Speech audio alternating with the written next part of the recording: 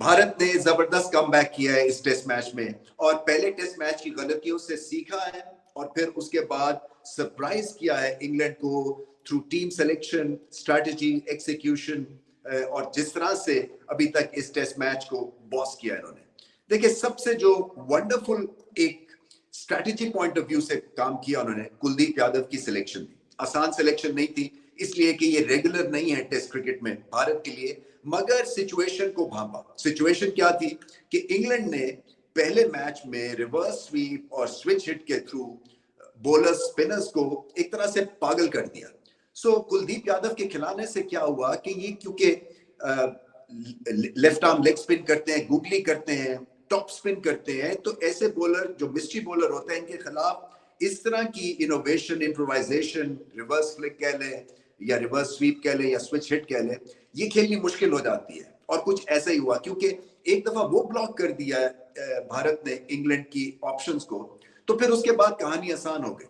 फिर उसके बाद जो दूसरी अच्छी सिलेक्शन थी मेरे हिसाब से, हालांकि उन्होंने उतना इम्पैक्ट क्रिएट नहीं किया, बट मुकेश की फास्ट बॉलर की थी, क्योंकि उसके पीछे स्ट्रैटेजी ये थी कि जिस तरह से जिमी एंडरसन है, ये भी लाइन और लेंथ पे बॉल करेंगे और टाइट चीजें रखेंगे, और जब कभी प्रेशर पड़ेगा थ्रू अ पार्टनरशिप, ये वहां पे आके एक स्टेडी हैंड देंगे रोहित शर्मा को। बुमराह ने एक दफा फिर बता दिया कि वो दुनिया के कितने बड़े बॉलर हैं। देखें, इनसे सबक लेना है हर यंगस्टर को, क्योंकि ये थे पहले व्हाइट बॉल क्रिकेट के चैंपियन बॉलर और इनको वहां खिलाया जाता था। फिर ये इन्होंने जोर लगाया और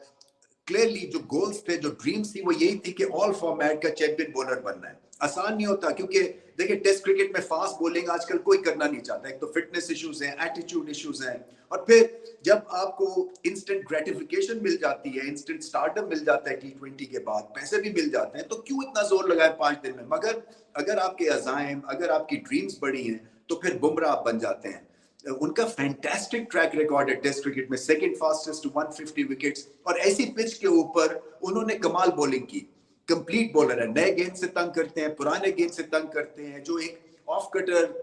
pace off the ball test cricket में उन्होंने खासतौर पे अभी तक इन 2 टेस्ट मैचेस में जो की है, क्योंकि पिचेस बहुत ही ज्यादा साजगर है चेंज ऑफ पेस के हिसाब से, वहां से भी ये झलकता है कि कितने ज्यादा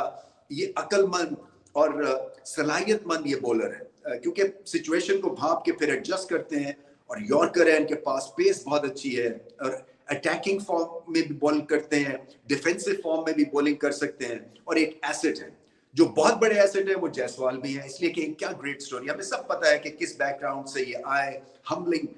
एक तरह से एनवायरनमेंट थी, और वहां से उठ के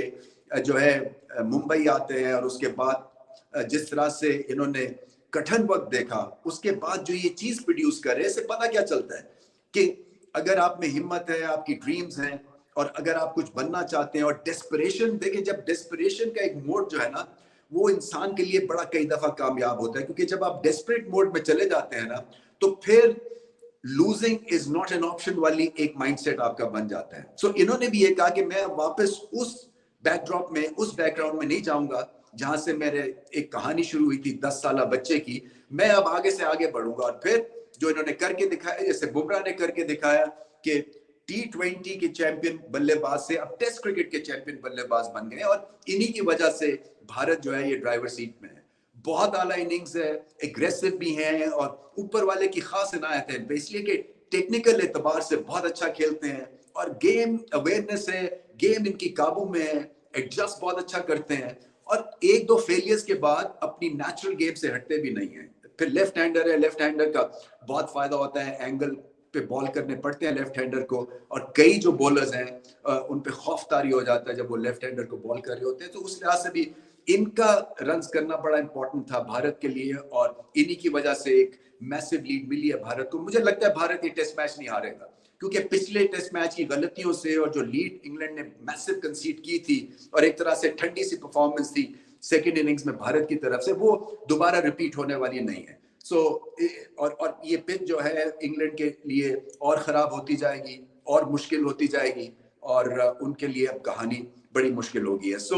मास्टर स्ट्रोक भारत खेला है। हमने पिछली टेस्ट मैच में तारीफ की थी इंग्लैंड के थिंक टैंक की, और सिलेक्शन के पॉइंट ऑफ व्यू से क्या उन्होंने अचीव किया, और किस तरह से सरप्राइज किया भारत को स्विच हिट और रिवर्स स्वीप के साथ। इस दफा भारत ने सरप्राइज किया इंग्लैंड को, कुलदीप यादव को इंक्लूड करके, क्योंकि उनकी इम्प्रोवाइजेशन उन्होंने बंद कर दी, और फिर बुमराह ने आके जो बॉलिंग कर दी है वो लाजवाब थी, और जायसवाल ने फिर जो बैटिंग कर दी वो सोने पे सुहागा था। ये मेरे ख्याल से इंडिया टेस्ट मैच जीत जाएगा।